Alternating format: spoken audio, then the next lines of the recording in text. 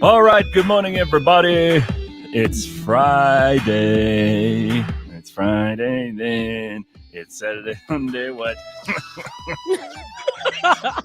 All right, so listen, Simphiwe she said she's going to wear a summer dress today. I mean, she's the only one actually that I've recognized over like the whole year who is dressed pretty much right for every day's weather. It's almost like she knows what the day is going to be like.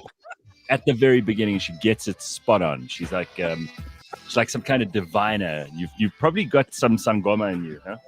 No, I don't, Gareth. It's just None of that. prayer and putting it out there to just be like, can the weather please be good? Can the weather please be good? That's it. Okay.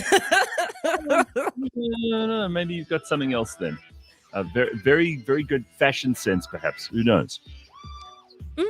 So, maybe. But hey. Listen, first of all, apologies to anybody who's been struggling to get our website going today. You know, I said we're updating the app, which we are doing. We're updating the website too. All of that's happening in the background. And while we're doing all of that, we've had an enormous amount of traffic in the last couple of days. I mean, like over 1 million hits in 24 hours is what the tech people have told me. So actually, we were completely and hopelessly unprepared for the amount of traffic that we've had in the last couple of days. So that is our fault. That's on us. I'm very, very sorry. I will try to get it sorted out. They're busy working on it as we speak. I see the website's working, but it's taking a really long time. So I'm sorry about that. Okay. That's all. That's all I can tell you. So I will try my best to get things moving a lot faster, but that is why things are slow. So if you're struggling this morning, I was already getting messages at like 4:30 from people, just saying, "Hey, what the fuck's going on with your website?" So now you know.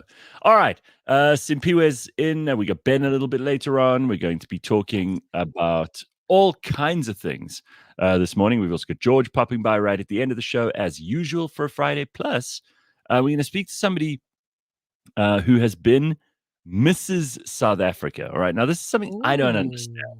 Yeah, I really don't understand this. Like, I didn't even know there was a Mrs. South Africa. I didn't know there was a Mr. South Africa. But apparently there's a Mrs. South Africa, there's a Miss South Africa, and there's a Mr. South Africa. And all of these are hugely important, I'm told. Yes. Don't ask me. I don't know the first thing about any of them, but we're going to find out. But they're all different, right? You do All understand. different. Yeah. Yes. Like Mrs. South Africa, apparently whoever wins Mrs. South Africa, you're going to be married. You can't be divorced. Apparently that's terrible. If you're divorced, you're not allowed to enter. Yes. So I don't know how it all works, but we're going to find out from somebody who's been in the news a little bit, Chandre Goosen, who's a businesswoman, entrepreneur, presenter, public speaker, and a mom. She's from PE, and we're going to find out all about what she knows with this Mrs. South Africa thing. She's also kind of going to tell us a little bit about her story of how she got into all of this. But apparently the Western Cape High Court awarded Mrs. South Africa 2020 access to information about the financial records of the beauty pageant because there was skullduggery going on. So we'll have to find out about that too. Ooh, scandal. What's going on? We're going to check in on some sport, obviously, because we're placing our bets ahead of the weekend. We've got the Cricket World Cup and the Rugby World Cup. And the Rugby World Cup really is hotting up at the moment because, of course, all those point stages, those initial stages are over. It's now win or lose. You don't win the game, you don't go through. Yes. So everybody, even the non-sports, correct? Even the non. That's where we at. And that, yes. So we're going to get to that. And a lot of people in the comment section already complaining about the website. I get it, guys. I'm so sorry. I promise you I'll get it sorted.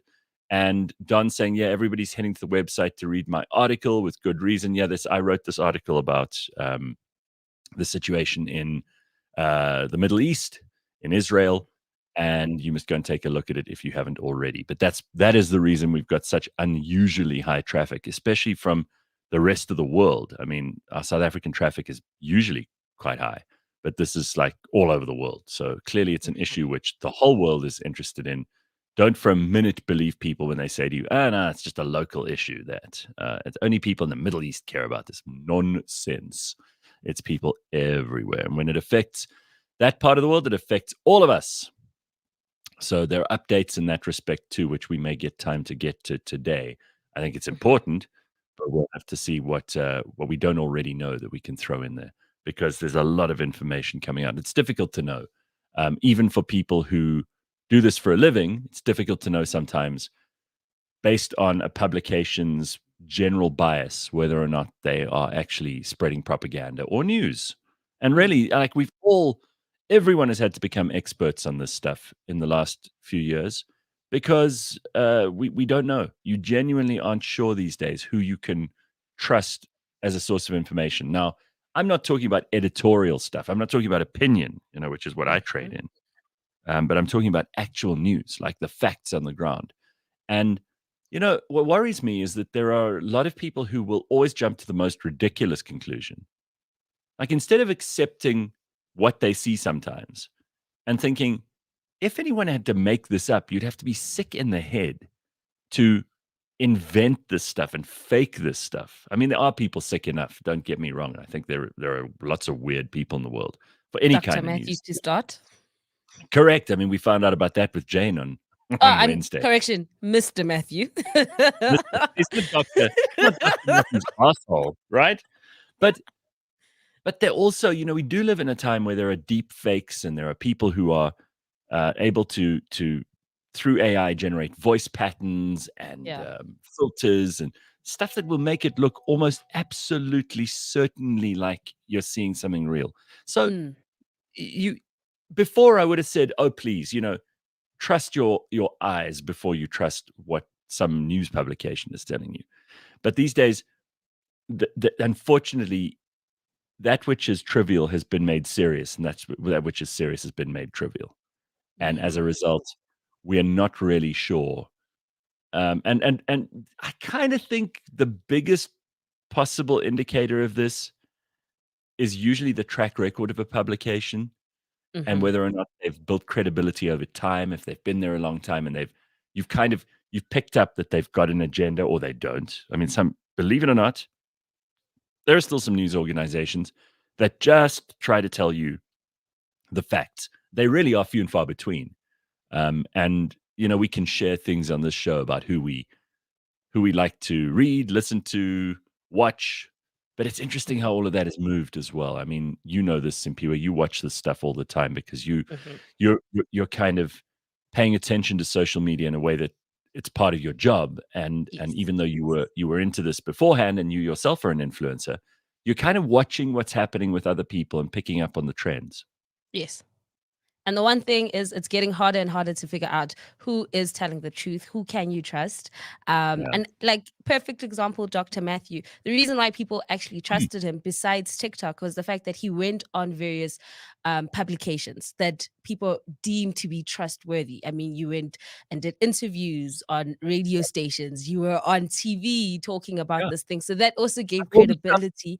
all the stuff that we Mhm. usually would say, "Oh, well, this can't be bullshit because I saw it on TV and I heard him on the radio, and I Eh, heard him being interviewed by these yes. people. These are real So it people." feeds into that. It feeds into the lie of what he was building and this brand that he has been building. But yeah, Dr. Matthew is just a perfect example of how, you can just fabricate the truth and get away with it so effortlessly if you go onto the right platforms and you do what people think. Oh, yes, you have a TikTok account with XY followers, you've been on Yeah. radio, you've been on TV, then you are a legit source. And that's what a lot of people do, even with the news. They'll be like, because it's on the news, this is factual. And because it's factual, I can believe it. And then that's Mhm. it. And then you end up in shit. I mean, Yeah. there's even, there are people who really, I feel kinda sorry for a lot of people, because what they would normally do in radio and TV, and I know this is, again, gonna get me into some trouble. What doesn't these days? But, like, some radio DJ here in South Africa said something. He was talking between songs. He should have just told us what the time was and mentioned the Mhm. song's name and carried on with the show. But you know, he's trying to obviously have an opinion, because that's what gets you clicks and attention and likes and ratings. And it's such a minefield if you don't know what you're talking about, though, that he ended up like saying some really ignorant and stupid things. And And now, you can imagine he's in a complete state because they want to fire him or they've been reprimanding him. He's getting huge heat. The company he works for is getting huge heat. They're trying to cancel advertising now. There are people who are supporting him. There are people who are saying he's disgraceful. And Yeah. really, I've been in this situation a lot. So I know what he must be feeling like. But I also know that there's some subjects that, Mhm, there's some stuff, if you don't know enough about something, just rather stay away from it, mhm. get into trouble. Yes, yes, I agree with that. I definitely believe that he should have just kept it light, kept it been Yeah. like, hey guys, there's a lot going on in the world. Yeah, I'm just gonna make sure you guys feel good and forget right, about your problems and carry on with the show. But right. he's gotten like a lot of backlash. I think it's good that he's kind of taken some time away from being on air because the Let's be clear, backlash is horrible. we don't It like is being horrible. we don't like being, cryptic on this show. We're talking about Zweli, who's on, 947, which is a Mhm. station in Johannesburg, for those who don't know. I don't really know anything about him. I don't think I've met him before, but he's like a music DJ guy. He's like a, inoffensive, kind of middle of the road, back announcing kind of DJ guy. He's meant to be there just to keep things going, you know? I don't even know what time his show is in the day or whatever, but he's not a guy who usually is like outspoken about anything or is looking for trouble with anybody. Anyway, look, he's taking a Yeah, break because I think that's he's good. probably he's probably not coping with the amount Yeah, of attention that he's because getting now for what he the said. backlash is like people are vicious online. They gone are the days where they're like, "Oh, that your opinion is wrong, or you could have handled that better." Constructive criticism. No, people just No. want his head on the chopping board. They Well, just are saying the forgive wildest me. things, and that's the Forgive me if issue I'm as not, well. like, lining up to commiserate when I've been through this a billion times, and, Yeah. I don't exactly see all the other people in radio or in broadcasting or Mm. in media going, "Oh, like, oh, so Gareth, can we help? How can we support you?" No, they don't do that. They don't do that. No. So, the Anyway, best thing he can do is just take some days to himself, pull himself towards himself, and it will be okay. It will pass. This too shall pass for him, and he'll be fine. yeah, well. Yeah, and also, you gotta remember, like, stuff moves so quickly these days. By the way, Mhm. see, now, Simphiwe, you and I often talk, and I know we've had a couple of, discussions about this week, and a friend of mine listened to the show on Monday Mhm. because Makabantu and Leanne and I were talking about that, diarrhea on the plane situation, and then it came up again on Tuesday with Graham Watkins. So it's been an ongoing theme, and I was just saying how, and I promise you we're not gonna go on about this for a very long time because I do feel we've overdone this week. Mhm. But I feel like people are spending too much time in the bathroom, and they take too many bathroom breaks, and they do that in inappropriate places. And no, it turns out, so you always bring us like wacky research that research in inverted commas that you've discovered, right? Cynthia was telling us like your big toe, if it's slightly longer than your next toe, then means you're this or whatever. You always bring this bullshit, and people love it Yeah. because it's become a thing now on a Friday. But Yes. a friend of mine heard that discussion. She was obviously as disgusted as most of us were. She sent me this. Going to the Oh, bathroom is not normal. wait, what? Okay, so I don't know. First of all, we can pick apart the methodology around this research because what they're basically saying in the chart, forget about what they've written above there. Mhm. Average urinations and bowel movements per day per person, right? I don't Mhm. know who in 1600 or 1700 or 1800 was measuring this stuff in any meaningful way. I don't know. I don't know whether they've, engaged with like 100 historians who went and did whatever research they could, circumstantial, archaeological, written research. I don't even, how would you source the number of urinations or bowel movements that a person in the 1600s was doing? I don't know. Uh, But what this chart shows is that since about 1900, the average number of urinations a day has jumped. It was always around one or two, right? One or mhm. two. One or two urinations a day. It is now at an average of between 8 and 9 urinations a day in the year 2023. Okay. But isn't that a good thing, though? Is Mm, that not a good thing? it could be a sign of kidney failure. I'm just saying. Um, we can't all. Okay, so I really, this is very suspicious methodology, because I don't know how you're going to ascertain how many times the average person in 1850 is going to the loo. I don't know who's volunteering this information, whether there's a big register somewhere that someone has kept, whether, there's a family that have been around for 500 years and they've all kept meticulous records of bowel movements and urinations. But it does seem like a lot. And I have noticed that there are a couple of people. I mean, I was even in a meeting on Monday, and halfway through the meeting, mostly because I just wanted to check out for a little bit, Mhm, this happened. I was like, I need to go and pee. I did actually need to go and pee. I did go and pee, but it was also an excuse for me to get out of the meeting and just take a breather and come back just for a mhm, second. So maybe we're all guilty of this because of the working day, and maybe it's got something to do with, industrial revolution hours or something.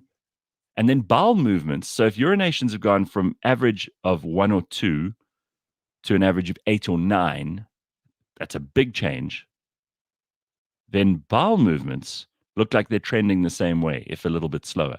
So, average number of bowel movements in a day back in the year 1600, 1700, 1800, 1900, all very, very steady. No improvements or declines. hmm, Would say between 0 and 1. Okay, so I mean, I'm simplifying this chart grossly, but mhm. and it is gross to even talk about this stuff, but the average person was probably taking a shit every second day, maybe every day, but mostly every second day. Okay. And now suddenly in 2023, it's jumped to a ludicrous, and I don't believe this possible, a ludicrous average number of shits, about 3 a day. Now, who's shitting See, three that's a times a day? lot. That's a That lot, right? one, that sounds a bit suspicious, you know? So Um, if but what I it will says, say yes. just to give credibility, because I'm already not, I started knocking this methodology before we even started looking at the chart, but the Pew Research Center has put their name to this, and they're a very credible organization. So you tell me. I mean, I'd love to hear what anyone in the comments has to say about this. But if it's true, it's disgusting, and we really have to find other things to do with our time. I'm not sure, considering the fact that once upon a time, Dr. Mark shared with me that it is good to go to the restroom regularly. And in fact, you should Hmm. schedule, you know, uh, the bowel movements, just to make sure that everything is flowing, everything is going, Yes, I and remember everything that. is out. Yeah. So with that, I mean, it is good that you should be going at least once a day. That's like healthy signs of, you Mhm. know.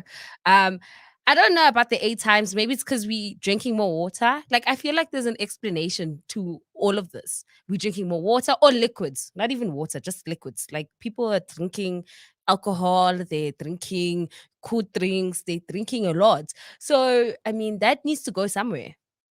Maybe. I don't but I'm not a doctor, guys, so I don't know. No, neither am I. Maybe if there's a doctor who wants to weigh in on this, you can let us know. But our bot says I take a glorious dump once a day in the morning after coffee.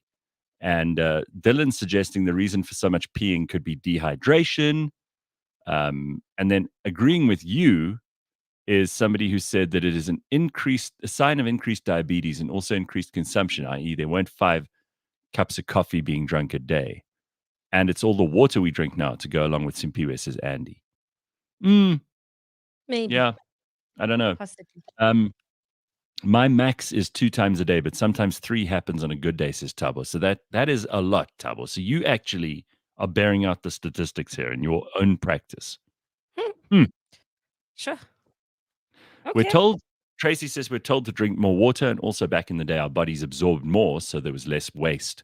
Nowadays, our food is laden with stuff our bodies don't need. That could be an interesting explanation. Mhm. Hmm, potentially. Right. Yeah. Pablo says our conversations these days are centered around bowel movements. Tough times. Hey! Hey! Oh, man. Like, what? Mm, I don't know. I don't know.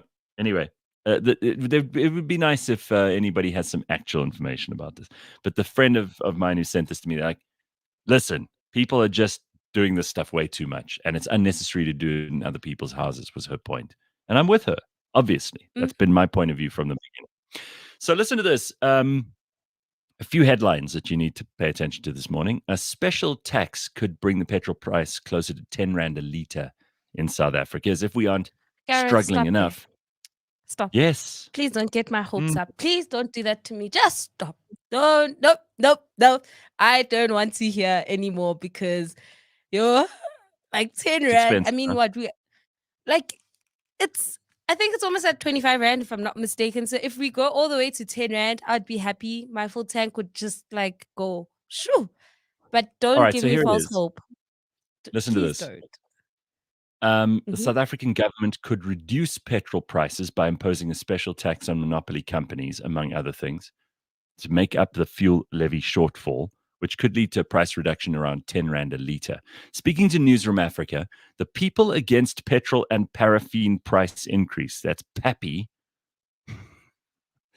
the leader of PAPI, Vivson Reddy, said that there are several solutions to addressing the unaffordable prices. Now, okay, so let's just get this right from the start. Government isn't suggesting anything, okay? Yeah.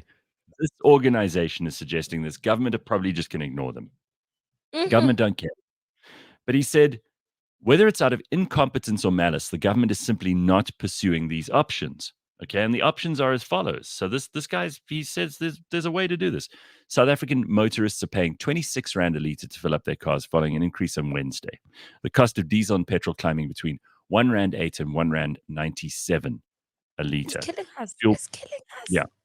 Fuel prices have increased significantly, with petrol prices increasing by 20%, blah, blah, blah, blah, blah. Anyway, this guy says that if the government just sat down and did some number crunching and figured out alternative ways, which it sounds a bit scary to me, alternative ways to tax people, because they're being very creative about their tax. And this group says they could bring the petrol price down. I think it's a pipe dream. I'm with you, Simphiwe. I think don't get your hopes up, but it's worth looking at what this organization, PAPPI, that's the People Against Petrol and Paraffin Price Increases. I mean, who's Shout not out to against them. But who's not against that? That's like saying, I'm against bad things. I like what they're doing. No. I'm just saying I like what they're doing. I'm for it. I hope that one day, someday they win. They can actually make some progress. But knowing our government, and this is why I was like, please stop. When you just read the headline, I was like, please stop, because you're gonna get my hopes up, and then it's just going to break in 1,000 pieces, because it's not going to happen. The reality is, government might come back and be like, tomorrow it's going up by 2 Rand just because they can. So if you're really desperate for money, in a related story, a man sold his mother's ashes for 560 Rand on Facebook Marketplace. Gareth, no. Yes. This is what it said in the ad. My mom's 2 ounces of ashes and bone per vial, $30 plus shipping. Includes a copy of the cremation certificate. I'm not revealing the trauma. Backstory is sold separately for $5. So he'll tell you the backstory of why he's selling the mother's ashes, but you got to pay him $5. The man is called Chris Brown. It's not the Chris Brown, but he told Mark somebody or another during an interview in a podcast that he did not have a very good relationship with his mother. It involved emotional and physical abuse. He added that her presence, in other words, the ashes in the house, made him feel uneasy. Not knowing what to do, he eventually decided to sell it. And guess what? There are people sick enough to buy someone's ashes on the internet. Yes, there are so many. Yes, Stop. There are so many messed up people in this universe. Please stop. I promise you, this is a thing. All right, so this is a thing. Just when you thought you'd heard it all. I mean, really. Who bought the ashes, number one? Number two, why didn't he just chuck them out? If his mother was just that terrible Well, just throw of it a out with the person trash, towards him. you know? Yeah, Just like, throw it out. Like, no one's gonna know. They're gonna think you just emptied an ashtray. That's what they're gonna think. and then three, why are you selling the Because if you backstory? really want to know the backstory, you have to pay him $5. The guy obviously needs money very badly, but also hates his mother, right? I mean, it's unbelievable. And then there's people that are gonna buy this. Oh my word. Oh, Well, I mean, guys. imagine if they're like evil people who, want to commit witchcraft with this stuff or whatever. That's like their dream because it's very hard for them to just go and find ashes in random places. No, mm-mm. Oh, Ugh. man. The world is coming to an end, and this is all the I proof know. that we needed. Like, Yeah. you're selling your mother's ashes, Mhm. and there are people that are willing to buy. Yep. Okay, sure. Never forget that when you think humanity can't disappoint you anymore, they will find a way. Just Oh, so you know. mm, All right. So let's take a look at what 50 Cent has weighed in on, because this is a story that really we have not been paying a lot of attention to. I mentioned it briefly this week at the start of the week, but Dwayne Keefe Davis is in connection with the murder of Tupac Shakur. He's been arrested. And mhm. now all the other rappers, it took them a while to kind of realize that this was for real and not a joke. They Mhm, have all got together, started commenting on this. 50 Cent has name mhm. dropped Sean Diddy Combs, implied that he was involved in the famous murder, which I think we did cover this when we spoke about it the other day. With the Yes. investigation now in full flow following the arrest, the mogul, who goes by the name Love, has once again been implicated in the murder. During the previous interview in a podcast in 2021, he went as far as to give a blow by blow account of how his nephew, Orlando Anderson, who died a few years later in an unrelated gang shooting, shot and killed Tupac at his instruction. So now Mhm. now all the rappers are becoming investigators. So that's what's happening. Yes. I think Bakabantu once said that, like, he believes that Diddy did it. And Mhm. after the shooter has come out to say the person that like put out the hit was Diddy, I'm also like starting to be like, Diddy, this is you. Where there's smoke, there's fire. Did And he or didn't he? I think he did. I think so. Ben, I know Ben, you believe that Jada Pinkett Smith had something to do with this, and Will Smith. That's what you've always said. Well, of You've been course she steady did because Will liked her and Jada knew that he was too much of a bitch. So to prove himself, to prove he Yeah. wasn't a bitch, he had to then murder Tupac. And then Jada was like, still not really that into you, but okay, you've gone through on the bargain. Cool. I don't like Jada. Well, I don't like of her. course not. She ordered the hits on Tupac. What's that like? She's So you done think a she lot might of. she's the mastermind? Yeah, I think she's a conflicted woman. And I think all her actions subsequent to that moment has proved not just me wrong or right, sorry. I mean, I didn't come here for recognition. I'm only here for the truth. And that's where we are. Yeah. All right. Well, I've saved this one for when you would come in, Ben, because we always talk about Australians, right? And there are always funny stories about Australians in the news. This is a great one. Apparently, in 2019, 2 drug traffickers were arrested in Australia for attempting to smuggle cocaine into the country. Now, and that was from South Africa, by the way. They were trying to get the cocaine from SA into Australia. Now, Australian Border Patrol are well known all over the world for getting the sniffer dogs and like setting the sniffer dogs on you. And then they've got cavity searches. They put on their gloves and they do a proper cavity search, make sure they don't let any suspicious looking people in with cocaine up their assholes. And a similar takedown has happened now in 2023 to that 2019 story, showing how resilient some narcotic trafficking routes are. The cocaine was intercepted in Australia on Saturday, and 5 suspects were arrested. The haul is worth an estimated 40 million Australian dollars, or roughly 489 million rand. And it came from South Africa. Mm, South Wow. Africans. Yeah, we were talking about organized crime yesterday on the Burning Platform. South Africans must stop trying to get drugs into Australia. You're giving us all a bad name. But is it definitely South African people?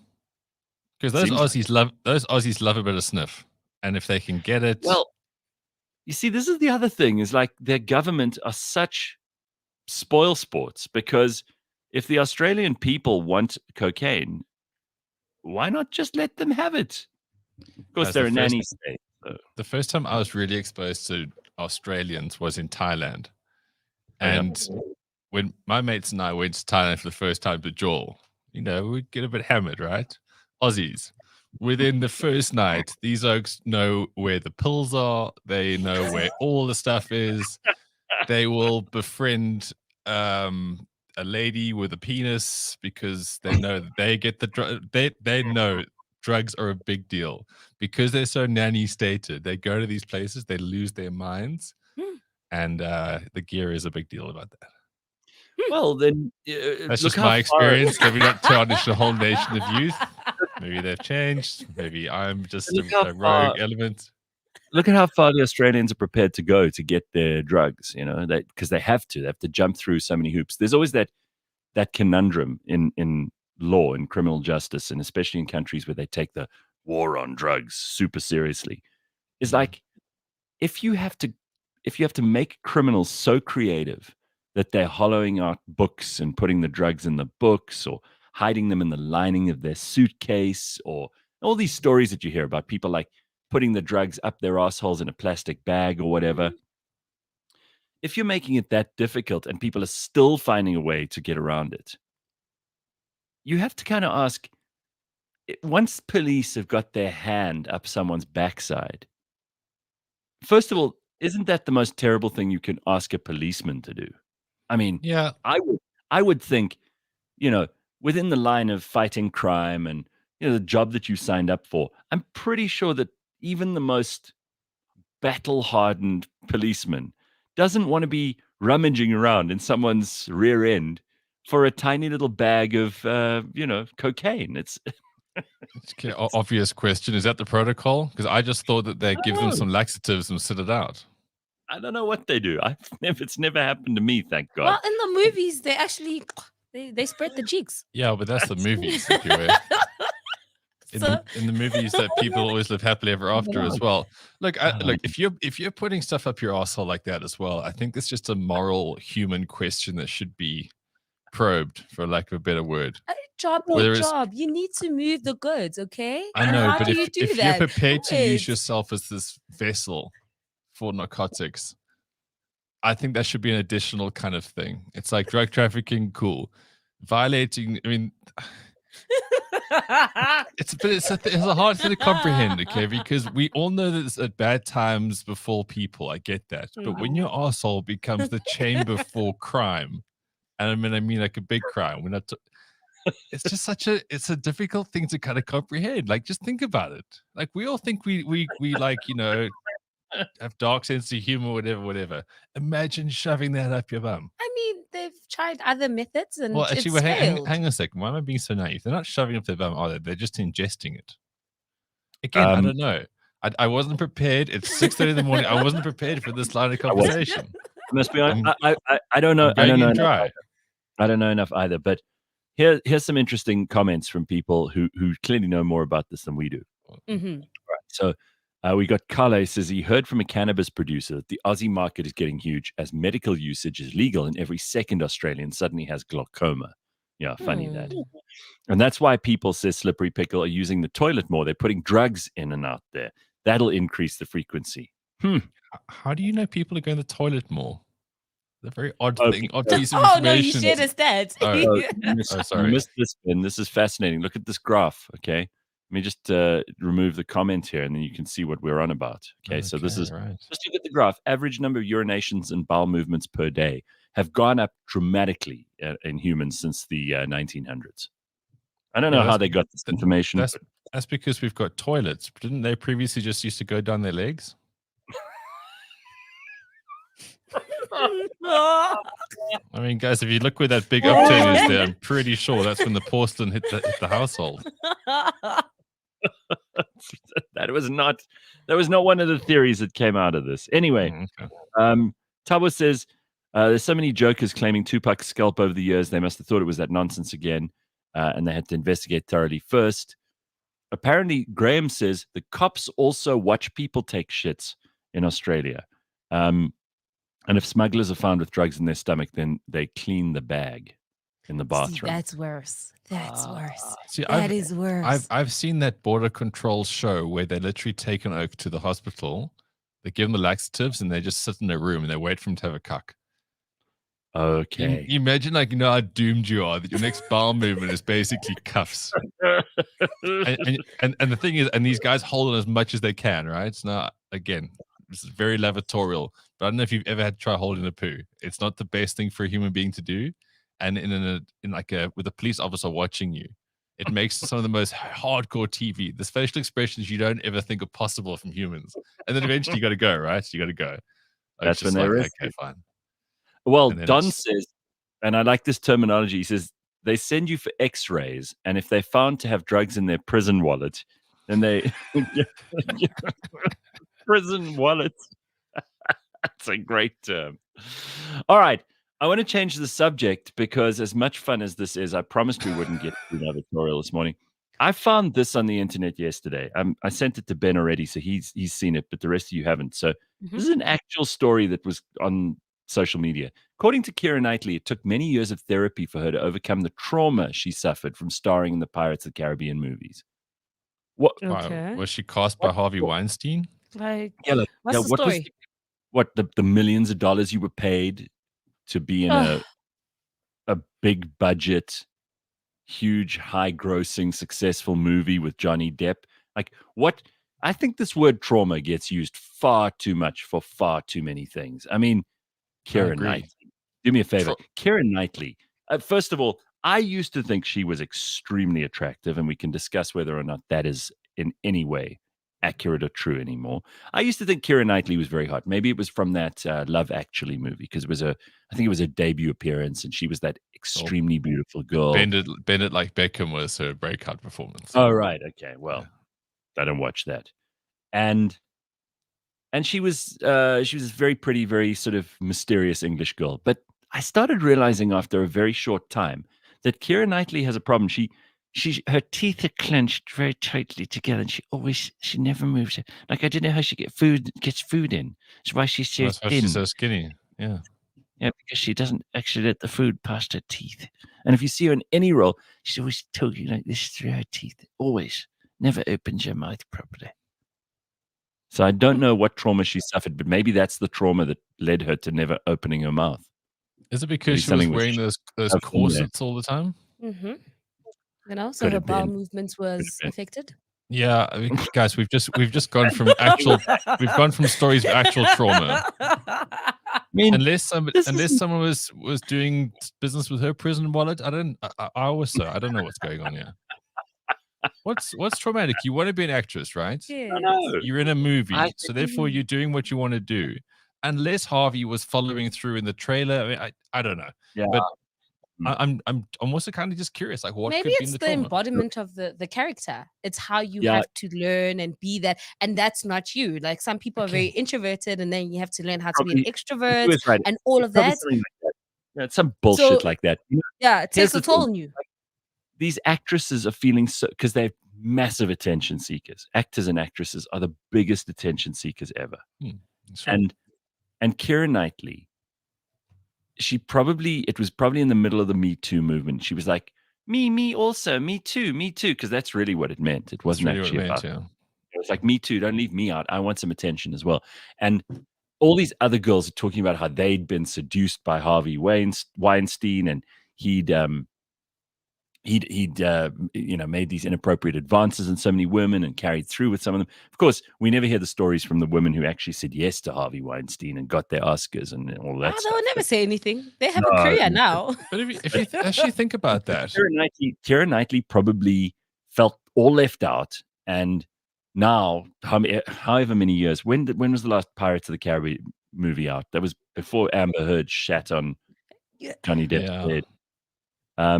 So that's trauma. See, that's traumatic. That's trauma, right? But she probably just thought, I have to play this girl in this movie who men treat badly. I'm so traumatized. And I just don't, I'm sick of this. Stop it. You're not a victim. You're highly paid Hollywood actor. You're one of the most beautiful, successful, rich people on planet Earth. Just stop it. There are people in our country here who are putting up with absolute shit every day, Kira. How do you even do that? How do you even say to someone in an interview, "Oh, I've got so much trauma, please"? But do you think that's her or her agent put that out? Because she hasn't had a hit, so to speak, since Pirates of the Caribbean. I don't know. So that could be also like a thing, right? Because as you say, it's an attention economy that they live in. Or maybe she's just got a fundamental fear of pirates. But then that's Why a accept bad the choice. movie? Exactly. Bad choice and role. Like, I don't particularly like clowns. I'm not going to suddenly start working in an office with clowns. Simphiwe, what would be the thing that you could not work with? Clowns, pirates, anything like that you're afraid of? Apart from Gogo I would Maweli. not work. That's can't take number pirates. one. Animals, so like a zoo, Oh, like yeah. Yeah. making me That's work not with like dogs, cats. I don't know, like just lions. I'm not doing that to myself. I'm not trying to test God. I'm not trying to die. So we're not doing that. Okay. Hey, everybody has their thing. Ben's clowns, you're animals. Yeah. I'm stupid people, but then Sorry, Gareth, they're everywhere. I hate to break it to you, but they've infiltrated the Matrix. They're everywhere. How are you coping? This is it's one of my favorite places because there are no stupid people on the show. Like I feel I can really relax here. And so let's go from Keira Knightley, who, I mean, whether you love her or not, and you think she's full of shit or not, she's at least pretty. Did you see the pictures of Sam Bankman-Fried's girlfriend? Remember the one that Sam Bankman-Fried, who's that? Sam Bankman-Fried is that fucking crook who ran that that massive FTX guy. FTX, yeah, correct. Okay, and he's on trial. Finally, they're gonna like try and send this asshole to prison for basically stealing people's money. And remember, he had that girlfriend, and she was in cahoots with him. She was part of the whole thing. And remember, we were all talking about how, like, he's one of the ugliest guys, this Sam Bankman-Fried. He's just a fat, ugly, like he's a really, really unpleasant looking guy. And his girlfriend's also really unpleasant. But look at how that's turning out for her. I mean, she was bad in the beginning, but really? Is that a person or is that AI? No, and that's the look of terror in her eyes, knowing that she could be going to jail for her terrible choice. Sorry, pardon my ignorance here, but on the left, what? That's a awkward 16-year-old girl, and on the right, that's, I don't know, a mother that raised her badly. No, that's her. Only a few years later, like same person, 4 or 5 years later. I'll tell you what, the stress of, first of all, dating Sam Bankman-Fried, and second of all, being involved in all of this this crookedness. Look what it's done to her. I'd tell you what, stress ages people far more than anything else. If you're going to steal, and let this be a warning to anyone who listens to this show, and there may be people with criminal intention who listen to this show from time to time. I can't be sure. You can't be sure. Just look at that picture and remember what it'll do to you. All those sleepless nights, all the it's not worth it. This is a perfect example, right? Yeah, love is not enough, guys. Love is not enough. Just because you love the guy, just because you love the girl, doesn't mean you must do like crazy things and crimes. It's not enough. Because look now, your life. You're gonna also be like a Dr. Nandipa. Like, look at that. Like, it's not enough. Please, guys, don't do it. Just don't do it. Like, it's not worth it. She's slowly moving and morphing into Seth the Sloth from Ice Age, says Congo Chris. Shame. I mean, I saw that picture. I was like, what? Because like you, Ben, you were genuinely confused. Like, what's going on? It's a very scary picture. So now you know, everybody. We are farting crom here on this show by showing you what you will look like if the stress gets to you from all the crom. Don't do it. Yeah, all right. I was going to say what everyone else is thinking. That guy stole billions, and that's his girlfriend. Who else would be his girlfriend? I don't know. Someone somewhat attractive. No, he right, didn't want a bimbo. He wanted someone who would help him with the That's crimes. terrible criminal. And yeah, yeah. Can we do some sport this morning? We've got a Yes. lot to look forward to this weekend. Yes. Yeah, there's so much, guys. Can we Go start? on. Yeah. Go on. Tell us. We wait in anticipation. Well, don't you normally kick me off? Isn't there like an intro? No, Just roll straight in, huh? we go straight into the sport with Ben. You know what it's called? It's Beyond the Scoreboard. And this is powered by Superbets. It's where we get to check in on all the big sporting events over the weekend. Is this what you wanted? You wanted me to make you feel special? Here we go, Ben. So you and Kieran are attention.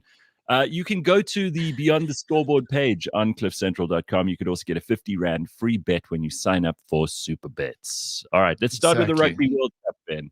Yeah, Gareth, as the host of the Gareth Cliff Show, that's what I'm looking for. See, now I'm ready. Now I'm warmed up and I'm ready. It's quarterfinals weekend. So pools A, B, C, and D have presented forth their best two teams. And that means that tomorrow, Saturday, Wales will take on Argentina at 5 o'clock. New Zealand will take on Ireland at 9. Sunday, Fiji versus England at 5 and SA versus France at 9. So a couple of key dynamics here. Start of the tournament, Rassie Erasmus and co. I should probably say Jacques Nienaber and Rassie Erasmus because that's actually the hierarchy, coach and director of rugby. They were like, we're happy to release the name of our team early in the week because then it rules out any sort of leaks or any sort of skullduggery. It is Friday the 13th, 10 to 7. We still have no idea what Rassie's team is. Sorry, Jacques' team is. And that's totally fine because they are just playing the mind games because that's what the stage of the rugby is. All of these teams are great, but it's the fine margins now. So we're not entirely sure if Dupont is going to be playing for France, the man in the iron mask or some sort of dodgy headgear. Of course, he sustained a cheekbone fracture against Namibia 3 weeks ago, but he is the talisman for France. So let's go into that game for the first. Okay, so France are an incredibly good team. They're at home. They have an incredibly competent goal kicker who will slot the ball from pretty much anywhere. They've got big burly forwards and they've got exciting running backs. The South Africans, they're a really great team. They have huge amounts of squad depth all across all positions. Their goal kicking is maybe questionable, but they've got big burly explosive forwards ×2 DOS packs that they replaced interchangeably. Yes, we've lost Malcolm Marx, which was a massive blow, but we've also got probably the most exciting backline if you really give it a chance. So they are so well evenly matched. They really are incredibly evenly matched. But the thing is, people this week are going to be talking about finals rugby. Now, in sport, we always hear buzz phrases, right, that people then get onto whether they understand them or not. And finals rugby is going to be thrown around like a packet of white stuff at an Australian party this weekend. What does that mean, Simphiwe? Well, it simply is, in finals rugby, you take kind of less chances, right? It's all or nothing. Because up to this point, they've been earning points for tries, points difference, all that kind of stuff. None of that matters. All you need to do, rock up and beat the Oaks in front of you by 1 point and you're through. Sure. So finals rugby is about playing the percentages, kicking the cuck out of the ball endlessly for territorial gain, making sure your set pieces are good, you miss no tackles, and you give away no penalties. That is finals rugby. And the Boks have essentially made this their bread and butter for quite some time now. Initially, people were going, oh, it's so boring. And then after they maybe sobered up slightly or got half a brain cell together, they realized that's how you win big test matches. So I'm going to go with the Boks winning purely because we have a pedigree and a history and an absolute appetite for finals rugby. France are an incredible team. They're going to have the home ground advantage and all these different things. But they're playing against the Springboks, who are basically psychos in knockouts. Don't know how to put it any other way. Fiji versus England. There's the game before. So, I mean, look, cuck times, Sunday at 9 o'clock. So, I mean, World Rugby, come on. It's just stupid. So Sunday at 9 o'clock. Are we playing on Sunday at 9 o'clock? Sunday at 9 o'clock. Ugh. I mean, it's That's just... Really, we should get the day off on Monday if we're expected to be good fans. Well, I tell you what, this is such a huge game. And again, I'll get back to it in a second, just why it's so big that we win this one. But Sunday at 9 is so stupid. Next weekend, the games are Friday, Saturday. Weekend after that, the games are Friday, Saturday. World Rugby, come on. I mean, come on. So before that, Fiji versus England. Of course, everyone's second team is Fiji. They're the darlings of the tournament. Everyone loves watching these guys play. England, pretty much the opposite. Everyone hates England. They're boring and they're cuck at the moment. So this is an amazing game of two contrasting teams, but I just can't see Fiji stringing together 80 minutes to be cohesive enough. They just lost to Portugal. And I know this week's a whole different game. One of the best cliches is that, a week is a long time in sport. And yes, these guys are aiming to get into the quarterfinals. They're there. They're now going to be super focused on that. England, slow poison, really. They're going to try grind them out. George Ford might kick some drop goals. So I'm going to back England there by a relatively small margin. Saturday, going back to Frontier. But yes, Wales versus Argentina. Now, Wales were the team of Pool C. But then again, the team of Pool C wasn't exactly incredible. Australia was so shit. They were terrible. They were the worst. And they got absolutely hammered by Wales. Wales gave them 40 points. And Eddie Jones, who then said, I'm not taking the Japanese job, now looks to be taking the Japanese job. So anyway, that's not so good. But Argentina, they started off so bad. They were terrible. They'd lost to 14 Englishmen in that first game. It was it was a joke. They did pretty okay-ish against Samoa, I guess. But then in their last pool game, they played Japan, and they were actually pretty good. They looked exciting. They got guys like Santi Chocobares in the back line. If you give him a bit of space, he's a dynamic player. Santi Chocobares. Actual name. Okay. Yeah. I think Chocobares could be quite a successful chocolate biscuit if you were to really bring it out. Could be that thing. Another business idea. So Wales versus Argentina, I think, is going to be a very exciting game to start off with Saturday at 5. And I'm actually going to go for the upset here. I'm going to go for the upset and back Argentina. A lot of these guys play Northern Hemisphere rugby, so it's not like it's a Southern Hemisphere, Northern Hemisphere kind of thing. So I'm going to go there. And then New Zealand versus Ireland, there is so much that you can talk about with this game. So much. But I'm literally going to tell you, New Zealand are going to get thrashed. I think everyone's going, New Zealand, dark horse, this. I agree. Look at them. These oaks are wankers. I mean, did you see the video yesterday? They all pushed their bags together. They have this long chain where they all take the bags from the bus to they are so lame. If that is news for this New Zealand team, I'm sorry, but these Oaks are losers. So Ireland, they are the current best team in the world. They've won, I think, 16 in a row. Yeah. They keep playing the same team over and over because they want the cohesive unit, which is great for them. New Zealand, yes, they beat Italy 94-17 or whatever it was. Great. That's amazing. Means nothing right now. Ireland are an incredible team. New Zealand, I don't think, have the dynamic defensive game to take on Ireland. So I really don't think, I don't believe in this whole, but New Zealand are a great quarterfinal team. Yeah, sure. They've never lost a quarterfinal. Ireland never won one. But I'm going to tell you right now, Ireland are a significantly good team. So, and they're also number 1 in the world right now. Yes, Simphiwe. And as much as it pains me, but there's lots of fans there as well. A load of Irish fans. They're all there. So it's a Northern Hemisphere versus Southern Hemisphere split this weekend, which makes it even more interesting. So every single game has a Northern Hemisphere, Southern Hemisphere team. Now, traditionally, the Southern Hemisphere were always so much better than the Northern Hemisphere. Out of the 9 playings of the tournament, only England's won one. The other 8 all been Southern Hemisphere teams. So it does look like there's a power mix that's now going towards the North, and I totally get that because that's where more money is. So this weekend it's going to be, in my opinion, this is, of course, completely my speculative prediction here. Argentina are going to win. Ireland are going to win handsomely. England are going to win narrowly. And SA are going to do what SA does. They're going to grind out Oaks in the finals rugby, and we're going to go through. And it'll be an exciting outcome if that is the case, because ultimately we said after Ireland beat SA narrowly, we were like, yeah, cool, that'll be the final. And I really hope it is, because I don't think if Ireland are going to keep playing this team all the way through, I don't think they're going to have the gears to get to that final and be the right team. I think they're going to fall short physically. There's a lot of tired bodies getting to that final. So if South Africa can somehow beat France, I reckon we'll be in the final and we'll play against a more tired, lethargic Irish team and become the champions. So that is my whirlwind synopsis on the Rugby World Cup right now. I don't know if there's been any updates, but last I checked, there was a bit of like some controversy with the SA team not being able to wear like their kits or like the anthem not playing. Yeah, like any updates? Well, guys, nothing new to any of you, but the ANC are a bunch of useless nothings. The sports minister and his department basically didn't cut and paste some information to make you compliant with drug testing with some. I mean, it's a bit of a non-story, because it's like, okay, so your job is to be the sports department, do sports department things, and they didn't do it. What else are they there for? It's just unbelievable. Well, yeah. So, let's just be thankful that William Nicol is now called Winnie Mandela Drive, because that's really, let's get the important things together. But let's not talk about politicians when we're talking about excellence here.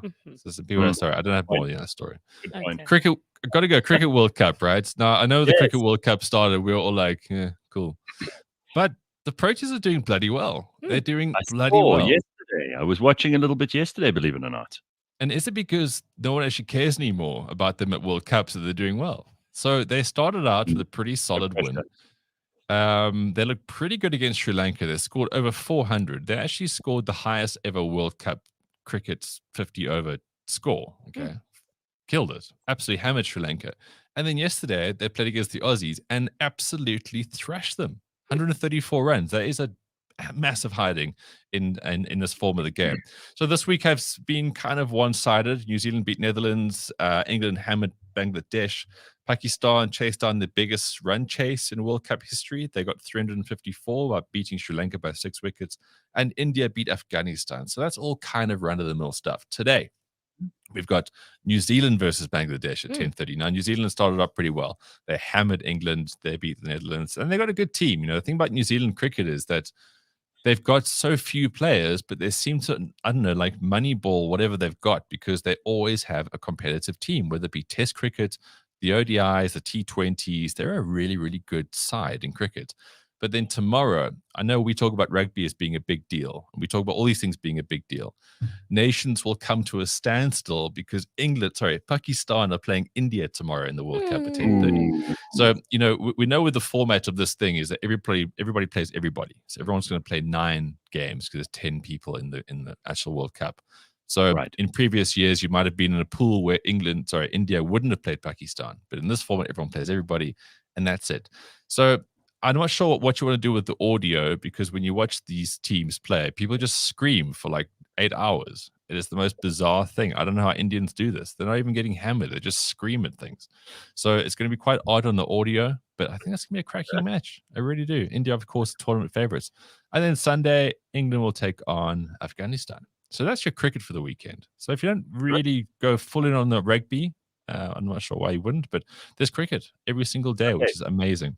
So before you move on to the final thing, just quickly talking about the Cricket World Cup, there is a chance for you to win your share of 10,000 Rand in cricket prize pools with Superbet. And you can place a straight bet on the outcome of the Cricket World Cup before the 15th of October 2023 to stand a chance to win. A minimum of 50 rand gets you into the draw. And as Ben said, the favorites are India. So I've already put a little bet on them, safe as houses. But see what you can do there too. Go along to Superbets and find out for yourself. Last of all, Ben. Yeah, just guys on that. India, obviously huge favorites, but South Africa is a genuine contender here. I know the scar tissue runs so deep with us that saying those words just seem like a waste of time. But our top 6 of batting is really good. Even though we don't have unwritten or Kia, our bowling is balanced. We've got 2 spinners who can actually do something, unlike that Zampa guy who plays for Australia. So, I mean, yeah, I'm just going to leave it at that. I'm not going to say anything more and leave it at that. This weekend, UFC Fight Night, Cameron Simon, our friend, is fighting against Christian Rodriguez. If he wins this one, he'll go 10-0 as a pro. It's a really good fight. He was meant to fight Rodriguez the fight before, but he got injured. So first time for Cam on a main card at a UFC Fight Night. But in UFC next week, we've got a really big deal. It's UFC 294. Both the main and the co-main have now changed because of injury. So Islam, who is Khabib Nurmagomedov's protege, who then became the lightweight champion, he is now taking on Alexander Volkanovski again in the most pound-for-pound incredible rematch because Charles Oliveira cut his eye open in training. And then Kamaru Usman is stepping out of nowhere to fight against Chimaev in a middleweight fight. That'll be the co-main event. So next week, UFC. This week, all about World Cup rugby, World Cup cricket. And it's just a very exciting time for sport right now. That's fantastic. I mean, there's really plenty to get excited about, which is nice stuff over a beautiful weekend in the middle of spring/summer. So I think loads of people are probably going to be spending time around the TV. But as you said, Ben, it's unfortunate that the South African game is on Sunday at 9 o'clock. It's just not perfect in any way. Yeah, but also, guys, just lean into it, huh? I mean, we've all been hungover. It happens once. It's the box. It's the biggest game. This is it. Worth it. Okay, we'll take a quick break. We'll be back in a minute. Ben, Simphiwe, and I, along with you in the comments. And if you're putting up with very slow cliffcentral.com this morning, as I indicated earlier, we've got huge traffic to the site this week, but we're trying to figure that out, and we'll have it hopefully sorted ASAP. This week on the Auto Trader podcast. So Katlego was asked, I just bought a house, still waiting to move in. When is it the right time to buy a car? Katlego, that is a complex question. A few variables. Yeah, depending on your own situation. So very difficult to answer. The best time to buy a car is very dependent on your transport needs. Okay. So I would say the decision to buy a car, let's forget about the finance mechanism, the value of the car, those kinds of things, is your need to travel. Catch us every Monday at 9 a.m. on YouTube and on autotrader.co.za.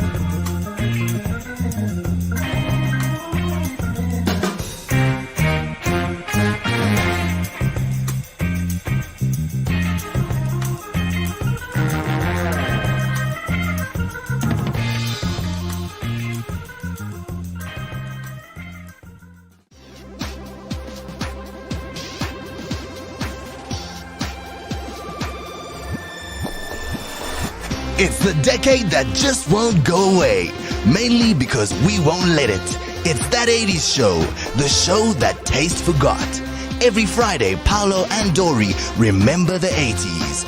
Movies, music, fashion, wham, beachies, and the Hoff.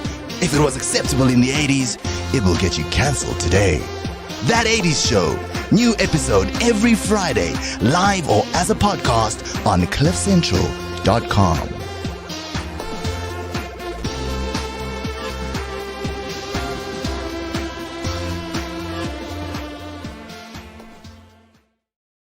Stuff. Good morning. And if you are just waking up, just starting your Friday and your weekend, hooray. It's a perfect, beautiful day across most of South Africa. We hope it will continue. Hooray is a good word for today. Yeah. All right. So, quick thing. I mean, what are you most excited about with summer coming up, Ben? Because before you know it, it's going to be December. Have you got plans already? Have you made any? Yes, I'm super simple here. Wearing less clothes. That's pretty much it. To the horror of my girlfriend, I wear very little clothing, and it makes me feel better. It's just a good time of year for that. I've got lots of plans. So it's Daniela's birthday in 3 weeks' time, so we're going to have a weekend in the Kruger Park. Haven't been there in quite a long time.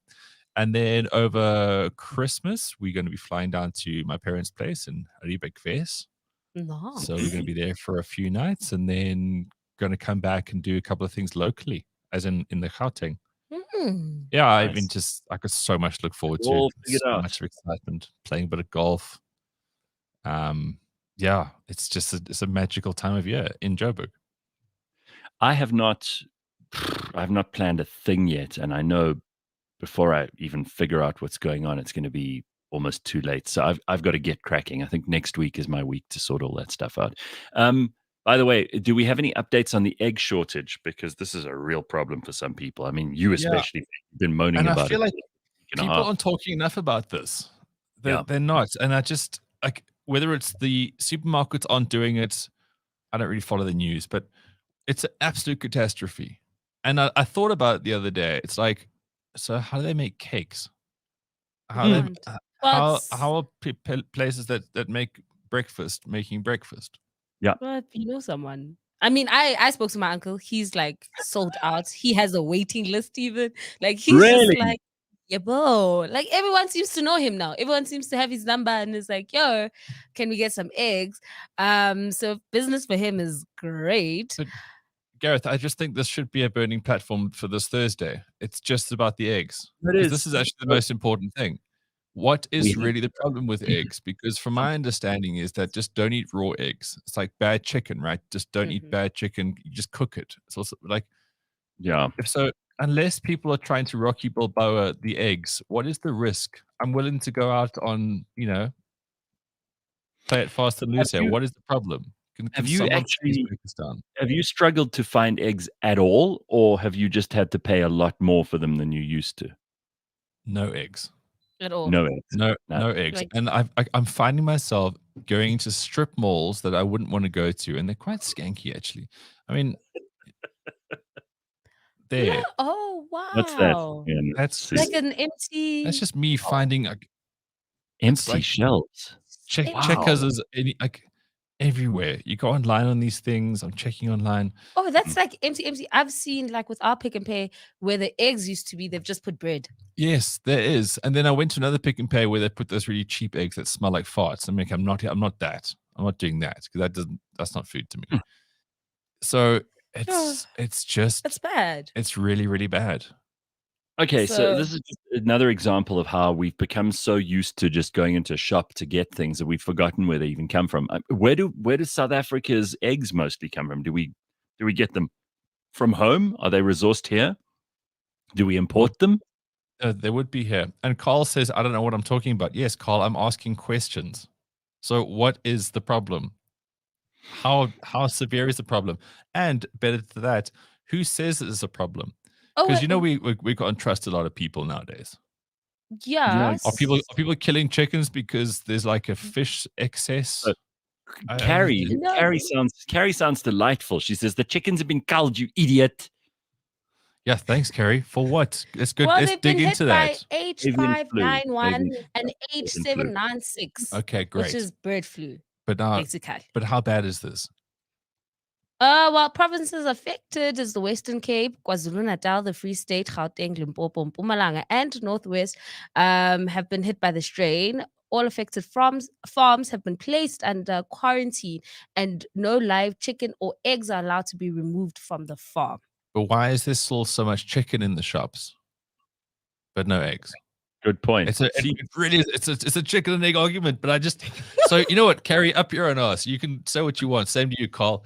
I don't think there's been enough information here, and I'm not convinced on the back of so much that happens for us people. Well, I'm reading this article that says it's good to know that egg-loving South Africans can rest assured that eating properly cooked eggs and chickens too does not pose a risk of infecting humans with the bird flu. Well. There we go. How do you like that, Carrie? Like I said, if we just cook these things and we know one's doing stupid raw eggs, how big a deal is this? I don't know. There are a couple of things. First of all, I think we're going to end up with like horrible, really bad quality Zimbabwean eggs that are going to make people sick. Because that's He's always giving what Zimbabwe. He's just giving Zimbabwe. because you remember that's what happened with cigarettes when they banned them. Then suddenly people found horrible, really dangerous Zimbabwean cigarettes instead. Yeah, but That's what eggs are eggs. You're not going to get like substandard chickens who don't know how to make an egg, Yes, you And will. yes, You Rachel, get I do square have ones. trust issues. Yes, Rachel, I do Square have eggs. trust issues. Who doesn't have trust issues when we are lied to on the daily? I mean, like again, what planet do you live in? They're importing the chicken meat, but eggs seem to be locally sourced. They don't travel so well. Obviously, they break far more regularly, right? Yeah, I get that. Mhm. Because Even I know they producer were, Ryan is saying it's giving polony vibes.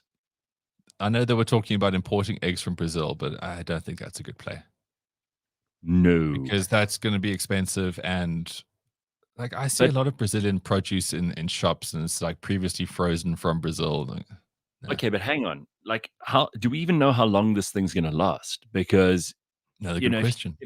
if you have let's say you know that you've got to wait another 2 or maybe 3 weeks before the egg situation resolves itself, then you can make a plan. You'll figure it out over those 2-3 weeks. You're not going to die without eggs. But if it's going to be like till the end of the year, I think that's a way bigger problem for people. And as Ben says, like, what do you do if you are running a bakery and you have to make cakes or I don't know what else do you use eggs for? Croissants, things like that. What are you going to do? You basically use eggs for everything, hey? Exactly. I'm like, it's the start of, as you can see, I'm getting very edgy about this. I will fight people around eggs because I'm like addict's not the right word because it's the food that we should all be eating. It's a superfood. And now for breakfast, what do? I'm like, You start. have more whey protein? No, I don't want that in my life. I want eggs. I want to go out for breakfast this weekend. There's no go out for breakfast. Why? Because you go to some place and you go, oh, sorry, no eggs. I know you've got cats, so that makes it a lot more complicated, but maybe this is also a wake-up call to people that maybe, we've all got to have a little chicken hook somewhere with a couple of chickens to produce these things, so we don't have to rely on the stores. Gareth, that's a great idea. I'll probably get one egg, and then Hopkins will slit the wrist of that poor chicken.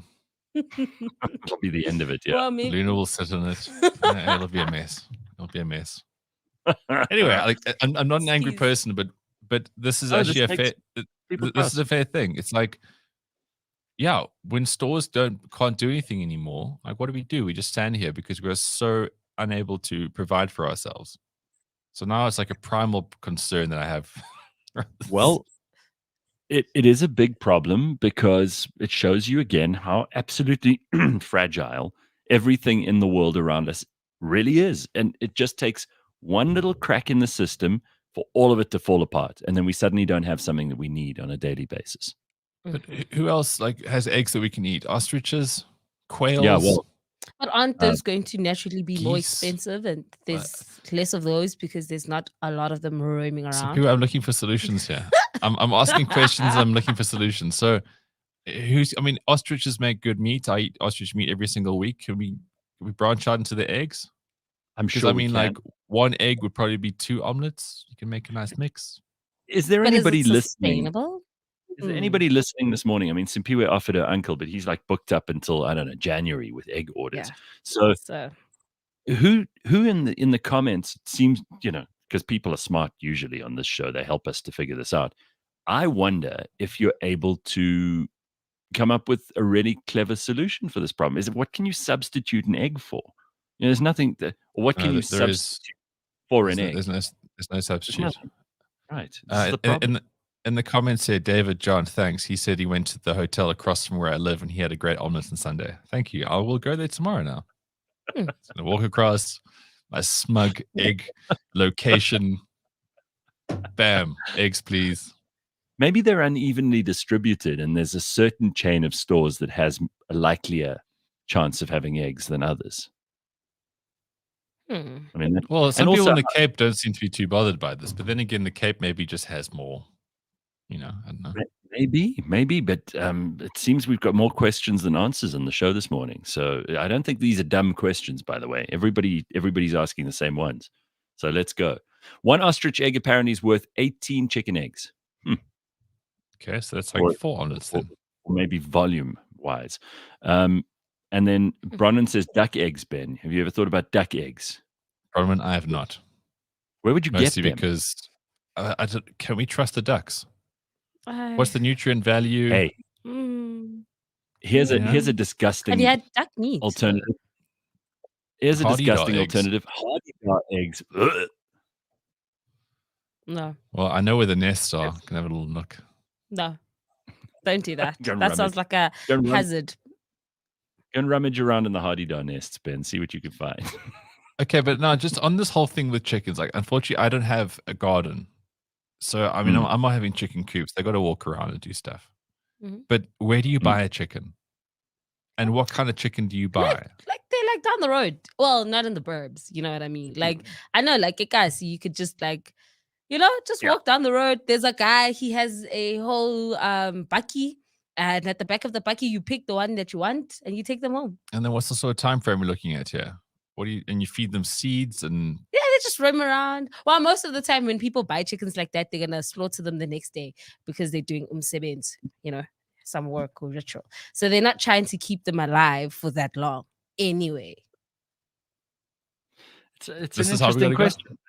You'd have to go to a chicken farm probably and buy a couple of live chickens, but you have to get, you don't get the meat chickens, you get the egg chickens. I think they might be different. So this is another thing, okay, because I've always taken for granted, right? This whole Okay. thing is that in my mind, I've never applied thought to this. Okay. I didn't understand until recently is that some chickens just produce eggs for you to eat, basically. Yes. They're not going to become chickens. Yes. And I know that to some people that could be the dumbest thing they've ever heard, but I didn't know this because I never actually cared about this.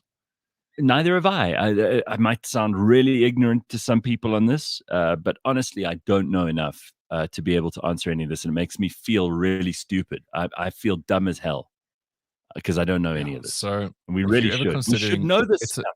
Okay, It's a superfood because the good Lord gave it to us via a chicken. well, Screw you vegans. you want I me mean, to- it was coming at us anyway. You want me to make you really cross this morning, Ben? There's something called the egg cracking challenge that's been going on for a while. People have been doing this to their kids. They crack eggs and waste them on getting their kids' reactions on videos. Just watch this quickly. I love it though. It's not going to make Ben laugh, but it'll make everybody else laugh. And then we could talk about what a waste of eggs it is afterwards. So here it is. Hi guys. Say hi guys. What are we gonna be doing?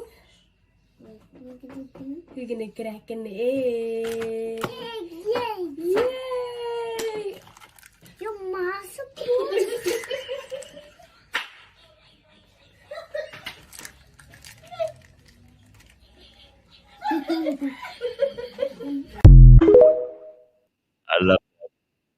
I love the way the kid's immediate reaction is your massa.